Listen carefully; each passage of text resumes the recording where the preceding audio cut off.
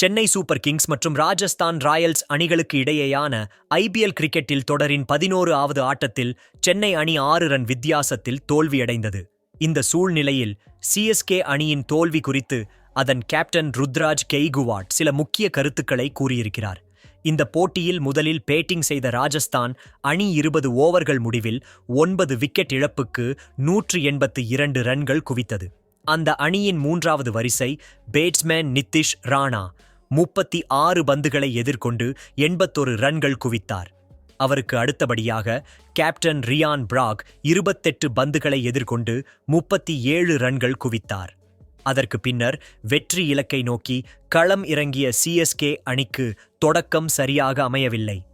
3வது வரிசை batsman captain Ruturaj போராட்டத்தை வெளிப்படுத்தி 44 பந்துகளில் 63 ரன்கள் எடுத்து ஆட்டமிழந்தார். ஆனால் இறுதி கட்டத்தில் ராஜஸ்தான் அணியின் சிறப்பான பந்துவீச்சால் 6 ரன் வித்தியாசத்தில் சிஎஸ்கே தனது 2வது தோல்வியை சந்தித்தது.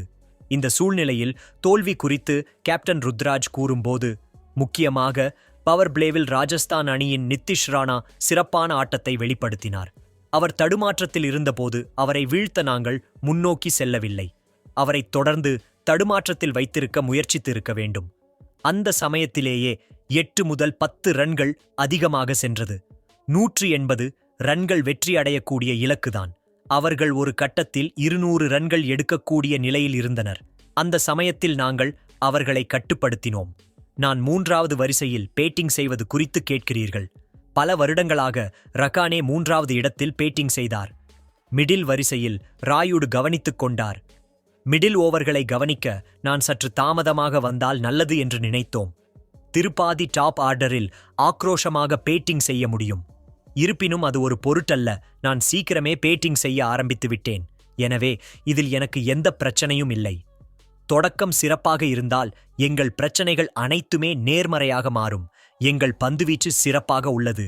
எனவே அனைத்தும் நமக்கு சாதகமாக மாறும்போது போட்டிகளில் வெல்வோம் என்று அவர் கூறியிருக்கிறார்.